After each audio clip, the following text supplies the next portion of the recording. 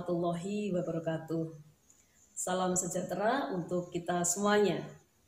Anak-anak ibu yang hebat, bagaimana kabar kalian hari ini? Semuanya. Tetap semangat untuk belajar. Bertemu lagi dengan Bu Januani, dan kita kali ini melanjutkan materi bagian kedua, yaitu tentang kedaulatan NKRI. Sebagaimana yang Ibu sampaikan pada pertemuan yang lalu, kali ini kita akan belajar lebih detail tentang kedaulatan di Indonesia. Sudah siap kalian untuk mengikuti tayangan materi berikut ini? Baiklah, sekarang mari kita ikuti tayangan materi bagian kedua kedaulatan NKRI.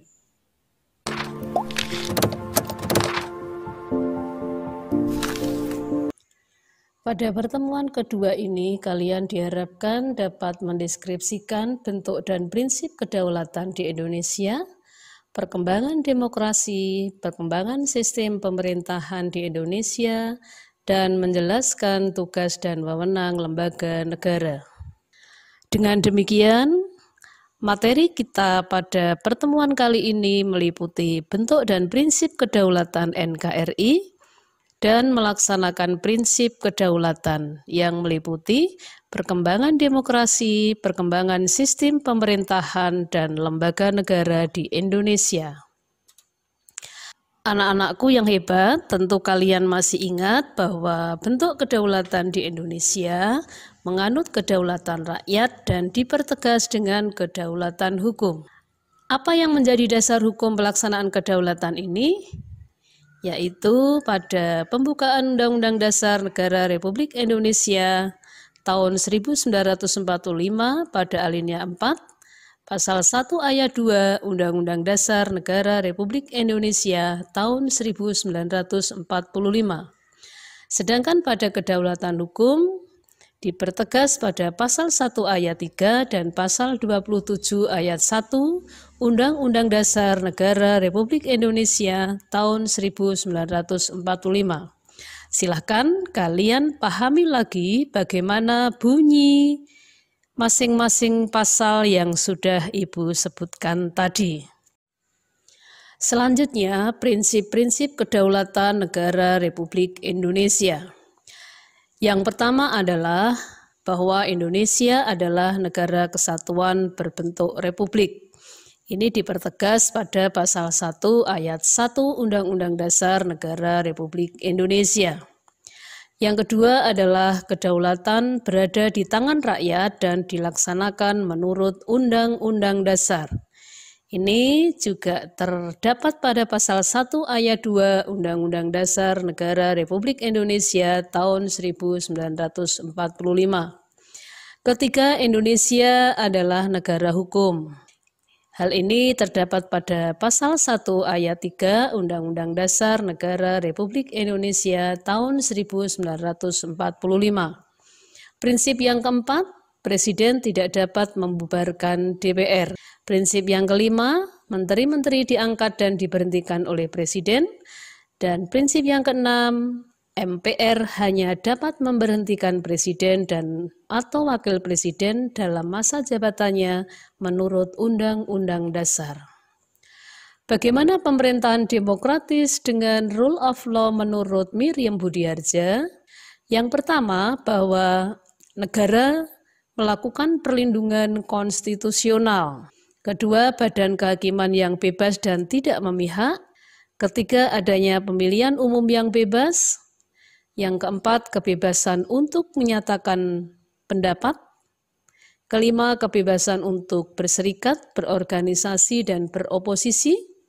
Dan yang keenam adalah adanya pendidikan kewarganegaraan. Anak-anak, kita akan sampai pada perkembangan demokrasi di Indonesia. Perkembangan demokrasi di Indonesia, kita tahu dalam sejarah bangsa kita bahwa Indonesia pernah menerapkan demokrasi parlementer, demokrasi terpimpin, demokrasi Pancasila sebelum era reformasi, dan demokrasi Pancasila setelah era reformasi sampai sekarang. Bagaimana masing-masing demokrasi itu? Mari kita simak satu persatu. Yang pertama adalah demokrasi parlementer. Demokrasi ini dilakukan pada kurun waktu tahun 1945 sampai 1959. Demokrasi parlementer ini diberlakukan sejak adanya maklumat pemerintah tanggal 14 November tahun 1945, di mana pada saat itu pemerintahan dijalankan oleh Perdana Menteri. Presiden hanya sebagai lambang dan kenyataannya rakyat menolak bentuk negara serikat. Akhirnya Indonesia kembali kepada bentuk negara kesatuan Republik Indonesia, yaitu tepatnya pada tanggal 17 Agustus 1950. Anak-anak, demokrasi parlementer ini tidak cocok bagi bangsa Indonesia dan bahkan sangat membahayakan negara. Untuk menyelamatkan negara, maka diambil satu langkah penting pada waktu itu, yaitu adanya Dekret Presiden 5 Juli 1959 yang isinya antara lain, pertama adalah bubarkan konstituante, yang kedua berlakunya kembali Undang-Undang Dasar tahun 1945, dan yang ketiga segera dibentuk MPRS dan DPAS. Anak-anak, bagaimana pelaksanaan demokrasi terpimpin di Indonesia, yaitu pada kurun waktu 1959 sampai 1966. Hal ini sering disebut dengan Orde Lama. Pada saat itu, bangsa Indonesia atau yang memegang pemerintahan salah mengartikan sila keempat dari Pancasila, sehingga berakibat pada pemusatan kekuasaan pada presiden sebagai pemimpin besar revolusi, dan banyak terjadi penyimpangan-penyimpangan. Apa saja penyimpangan itu? Di antaranya adalah pengangkatan presiden seumur hidup, presiden membubarkan DPR karena DPR pada saat itu tidak menyetujui adanya RAPBN yang diajukan oleh pemerintah. Dan penyimpangan berikutnya, Presiden membentuk MPRS dengan Perpres nomor 2 tahun 1959. Penyimpangan politik luar negeri juga terjadi di Indonesia. Kemudian, terdapat juga pengintegrasian lembaga-lembaga negara. Ada beberapa lembaga negara yang dirangkap oleh seseorang, sehingga inilah terjadi penyimpangan lembaga negara di Indonesia. Bagaimana reaksi masyarakat dengan kondisi tersebut, anak-anak? Nah, anak-anak perlu tahu bahwa pada masa Orde Lama itu muncullah reaksi masyarakat dalam bentuk tritura atau tri tuntutan rakyat. Tri itu 3, tuntutan rakyat. Jadi ada 3 tuntutan rakyat, yaitu rakyat menginginkan bubarkan PKI, kedua bersihkan kabinet dari unsur PKI, dan turunkan harga serta perbaikan ekonomi. Selanjutnya anak-anak, bagaimana pelaksanaan demokrasi Pancasila pada kurun waktu 1966 sampai 1998. Masa ini sering disebut dengan masa pemerintahan Orde Baru. Demokrasi Pancasila berpangkal dari kekeluargaan dan gotong royong. Keunggulan demokrasi ini adalah mengutamakan musyawarah mufakat, mengutamakan keselarasan, keseimbangan hak dan kewajiban, kepentingan individu dan umum, mengutamakan kepentingan bangsa dan negara di atas kepentingan pribadi dan golongan.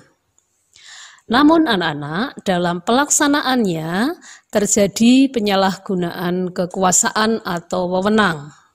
Sehingga pada saat itu banyak terjadi KKN atau disebut dengan korupsi, kolusi dan nepotisme. Kebebasan berbicara dibatasi. Praktik demokrasi juga menjadi semu. Karena kondisi yang sangat membahayakan itu, maka lahirlah gerakan reformasi, yaitu suatu gerakan yang menuntut agar negara dikembalikan pada tatanan kenegaraan yang benar, yaitu berpijak pada Undang-Undang Dasar Negara Republik Indonesia. Akhir dari gerakan reformasi itu, akhirnya Presiden Soeharto mundur dari jabatannya dan digantikan oleh Presiden Habibie. Apa saja tuntutan reformasi? Nah, anak-anak, kalian bisa mencari sumber informasi yang menjelaskan bagaimana tuntutan reformasi pada saat itu. Yang salah satu diantaranya bahwa pada era reformasi itu masyarakat menuntut adanya amandemen Undang-Undang Dasar tahun 1945. Nah, selanjutnya, bagaimana pelaksanaan demokrasi Pancasila setelah adanya era reformasi sampai sekarang? Pada masa ini sering disebut dengan masa pemerintahan era reformasi. Demokrasi ini berdasarkan Pancasila dan Undang-Undang Dasar Negara Republik Indonesia tahun 1945 dengan penyempurnaan dan meningkatkan fungsi lembaga negara. Sukses tidaknya demokrasi di masa transisi ini tergantung pada komposisi elit politik, desain institusi politik, kultur politik, dan peran civil society. Bagaimana penjelasan masing-masing komposisi itu? Silahkan kalian cermati pada buku paket PPKN yang kalian miliki, yaitu pada halaman 72.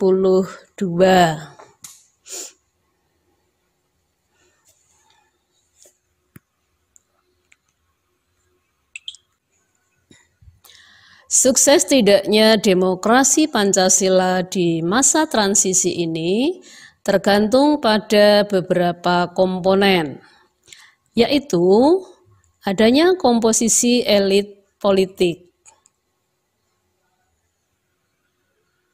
Apa itu komposisi elit politik?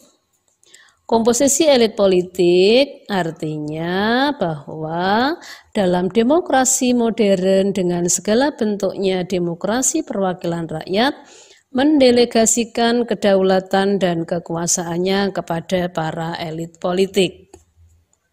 Yang kedua juga bergantung pada desain institusi politik. Apa itu desain institusi politik?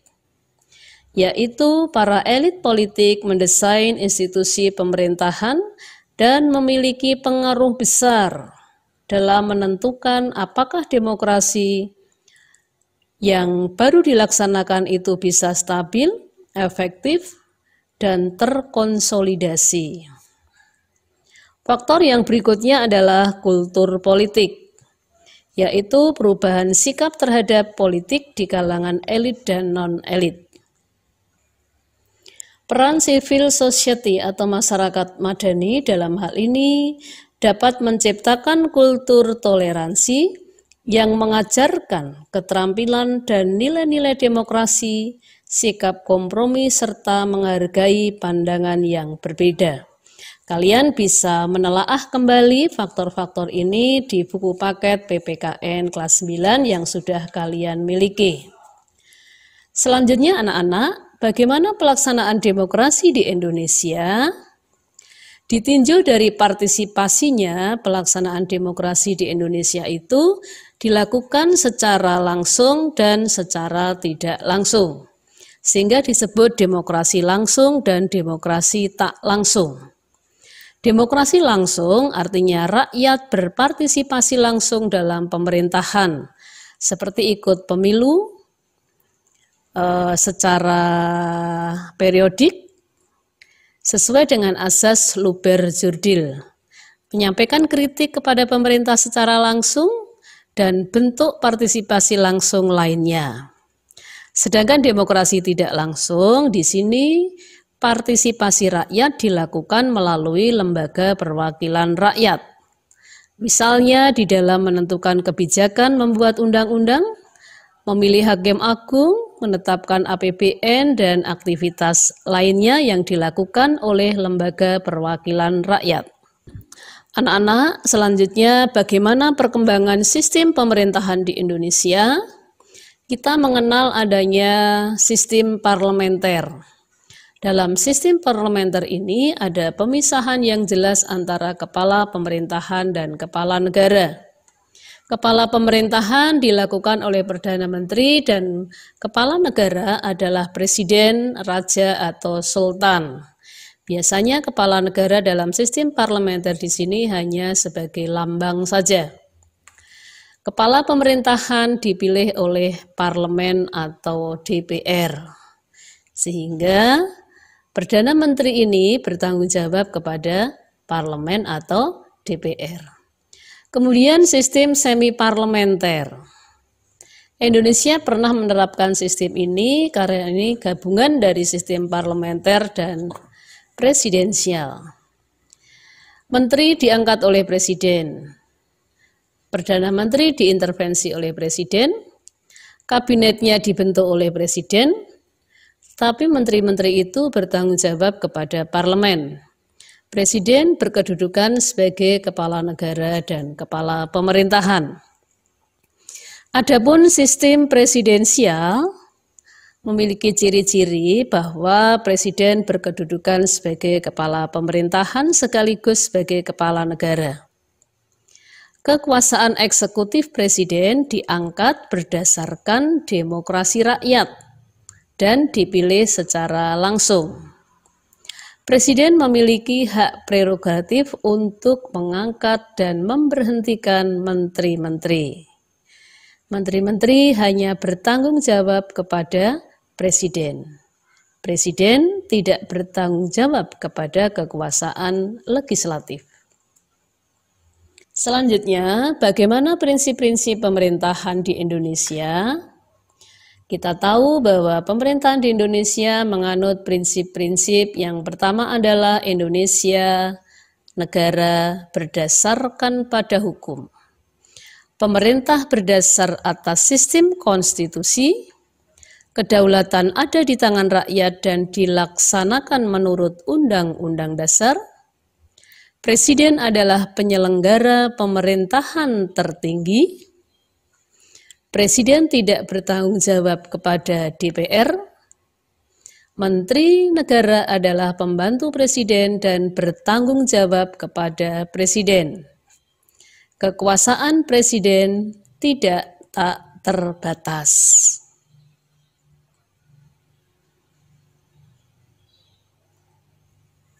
Nah, anak-anak, untuk prinsip-prinsip pemerintahan ini coba kalian kaitkan dengan ketentuan pada pasal-pasal Undang-Undang Dasar Negara Republik Indonesia tahun 1945.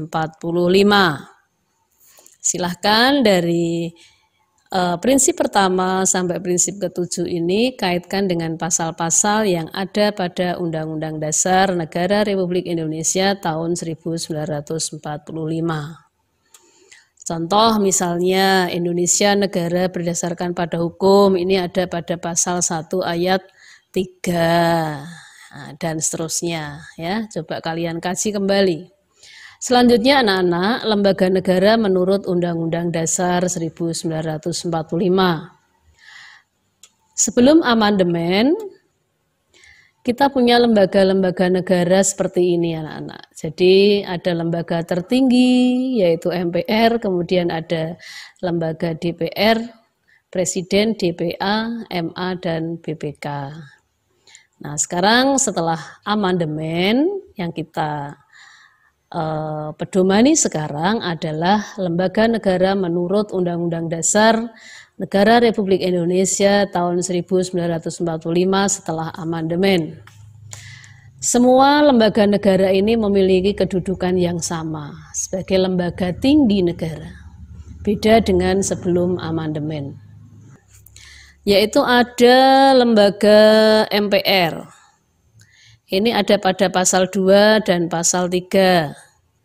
Kemudian ada lembaga presiden, pasal 4 sampai pasal 17. Kemudian ada lembaga DPR, pasal 19, 20, dan 20A. Ada lembaga DPD, pasal 22C. Ada lembaga BPK atau Badan Pemeriksa Keuangan. Pasal 23E, ada Komisi Yudisial atau KY pasal 24B, MK atau Mahkamah Konstitusi pasal 24C, dan Mahkamah Agung pasal 24 ayat 2. Lembaga yang baru setelah amandemen ini ada MK, ada KY, dan DPD. Nah, sekarang kita akan mempelajari bagaimana kedudukan dan fungsi masing-masing lembaga negara. Kalian siapkan naskah Undang-Undang Dasar untuk membantu atau mempermudah kalian mempelajari tentang kedudukan dan fungsi lembaga negara. Kita mulai dari lembaga MPR. Bagaimana keanggotaan MPR? MPR terdiri dari seluruh anggota DPR dan seluruh anggota DPD. Sedangkan tugas dan wewenangnya, MPR mempunyai wewenang mengubah dan menetapkan undang-undang dasar, ini ada pada pasal 3 ayat 1. Kedua, melantik presiden dan atau wakil presiden pada pasal 3 ayat 2. Dan memberhentikan presiden dan atau wakil presiden pada masa jabatannya menurut Undang-Undang Dasar. Nah, ini ada pada pasal 3 ayat 3. Selanjutnya kita akan bicara tentang lembaga DPR. Anggota DPR ini dipilih oleh rakyat melalui pemilu. DPR bersidang sedikitnya sekali dalam setahun. DPR ini memiliki fungsi legislasi, fungsi anggaran, dan fungsi pengawasan. Fungsi legislasi artinya bahwa DPR mempunyai tugas untuk menyusun dan menetapkan undang-undang. Fungsi anggaran ini mengesahkan APBN, dan yang ketiga fungsi pengawasan. Fungsi pengawasan ini artinya DPR mengawasi pelaksanaan pemerintahan yang dilakukan oleh presiden. Hak-hak DPR ada hak interpelasi, ada hak angket, dan hak mengeluarkan pendapat. Apa itu hak interpelasi? Hak interpelasi adalah hak DPR untuk meminta keterangan kepada pemerintah dalam menjalankan pemerintahannya. Hak angket, apa itu hak angket? Hak angket adalah hak DPR untuk melakukan penyelidikan mengenai kebijakan pemerintah yang diduga bertentangan dengan hukum.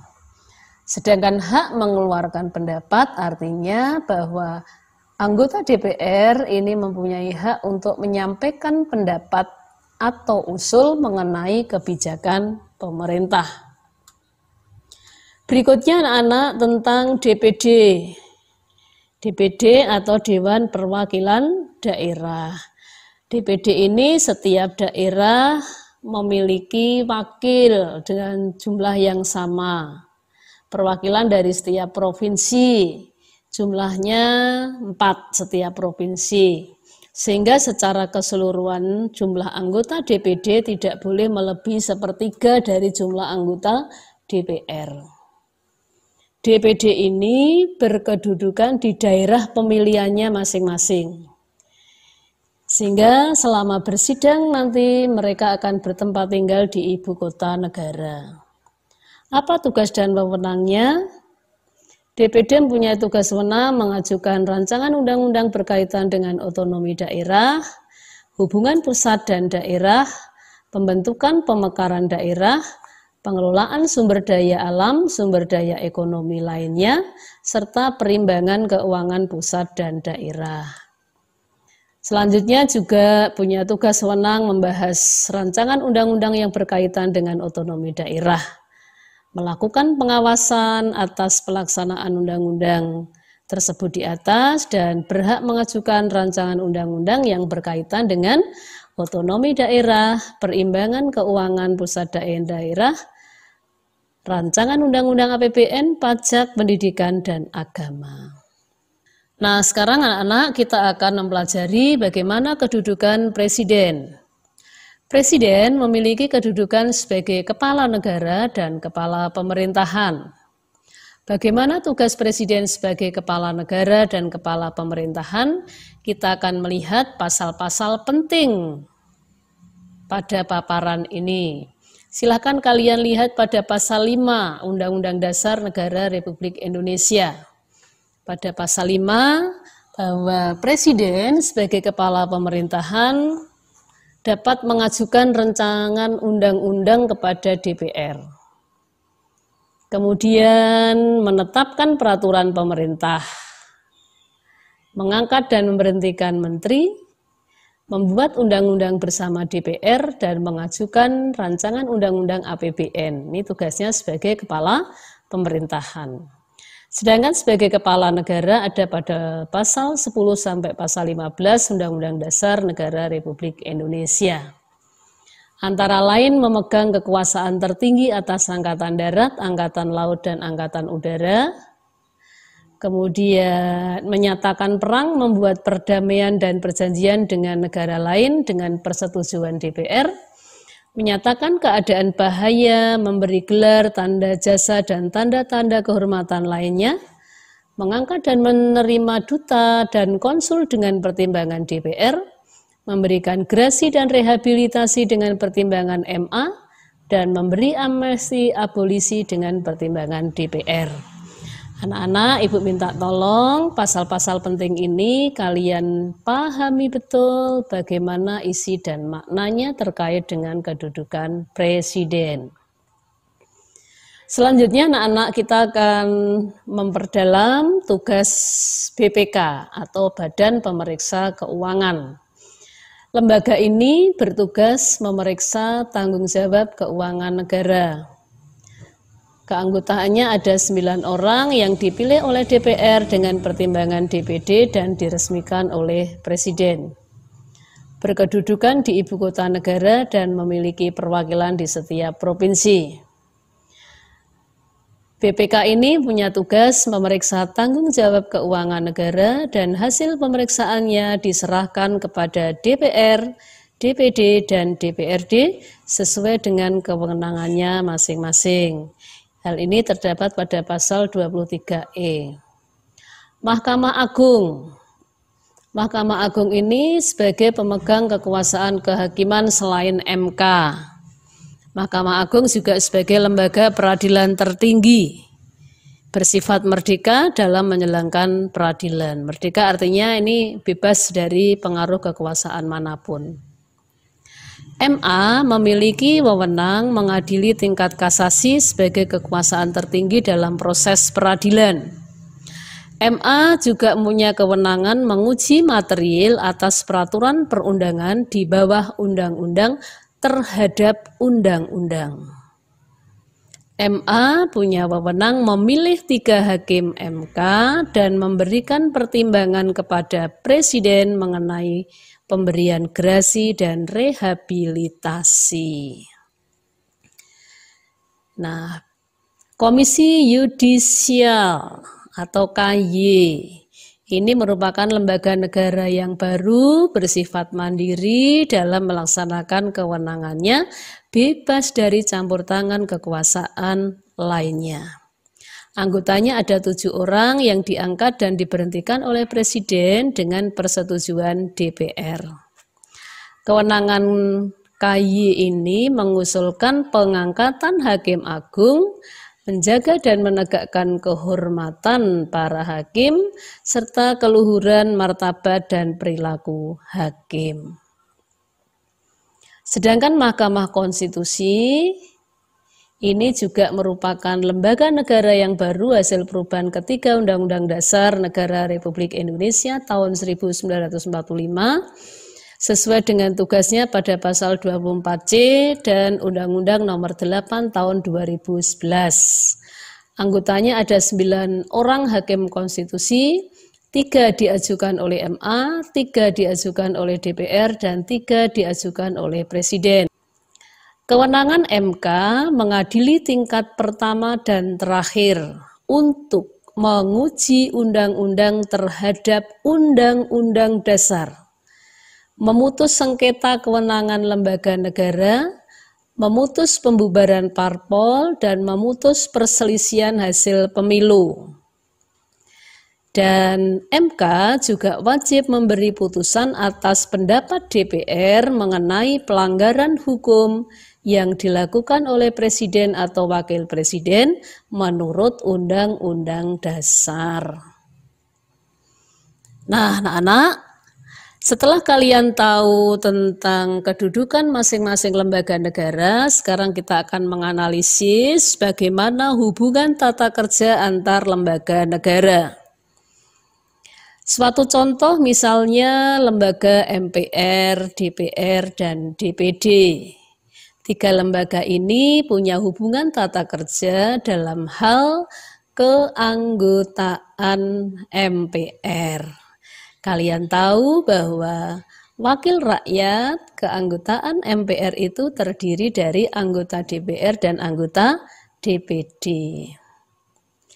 Sekarang kalau lembaga negara DPR, Presiden, dan DPD, 3 lembaga ini punya hubungan tata kerja dalam hal apa?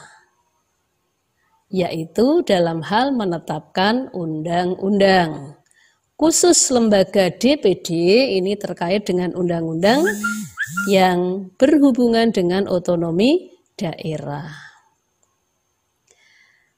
Sekarang kalau lembaga MPR, lembaga DPR, dan MK, ini kerjasamanya dalam bentuk apa?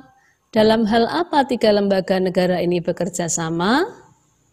Kalian tahu bahwa MPR, DPR, dan MK ini bekerja sama dalam hal pemberhentian presiden. Nah, anak-anak, coba sekarang kalian perhatikan lembaga-lembaga negara pada slide berikut ini. BPK dan DPD. Bagaimana hubungan antara BPK dan DPD? Kemudian ada MA dan Presiden. Bagaimana hubungan kedua lembaga itu? Termasuk bagaimana hubungan MK dan MA. Coba kalian kaji lebih lanjut tentang hubungan tata kerja antar lembaga negara.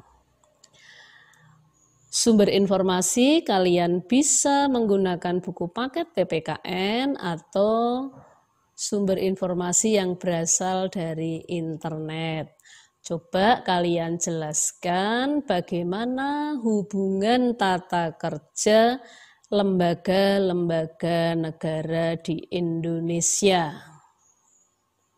Terutama lembaga-lembaga yang Bu Januani sampaikan pada slide terakhir di pertemuan kali ini.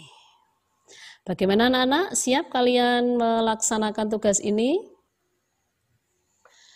Bu Januani berharap bahwa kalian bisa menyelesaikan tugas ini dengan baik, karena ini merupakan bagian dari penilaian proses pembelajaran jarak jauh yang kita lakukan kali ini. Nah, anak-anak, sekarang kalian sudah paham tentang bentuk dan prinsip kedaulatan NKRI. Untuk selanjutnya,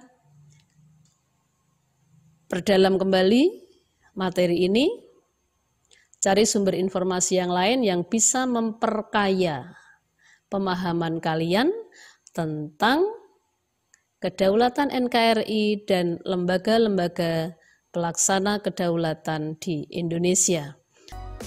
Baik anak-anak, setelah kita belajar bersama tentang kedaulatan di Indonesia, tentu kita akan bisa menarik sebuah kesimpulan bahwa Negara Kesatuan Republik Indonesia menerapkan kedaulatan rakyat dan kedaulatan hukum. Bagaimana sistem pemerintahan yang dilakukan di Indonesia? Ada yang tahu? Oke, bahwa sistem pemerintahan di Indonesia menganut sistem pemerintahan presidensial. Bagaimana pelaksanaan sistem presidensial ini? Oke, benar sekali bahwa sistem pemerintahan presidensial, presiden sebagai kepala pemerintahan dan menteri-menterinya bertanggung jawab kepada presiden, bukan kepada DPR atau parlemen. Nah, anak-anak, prinsip-prinsip kedaulatan di Indonesia sudah kita pelajari semuanya, dan Ibu minta kepada kalian untuk bisa memperdalam kembali materi yang kita pelajari hari ini. Untuk pertemuan berikutnya, Ibu akan mengetahui sejauh mana tingkat kemampuan kalian dalam memahami materi yang sudah kita pelajari kali ini. Nah, anak, pertemuan kali ini akan Ibu akhiri. Mudah-mudahan apa yang kita pelajari bermanfaat dan kita ketemu lagi pada pertemuan berikutnya. Assalamualaikum warahmatullahi wabarakatuh.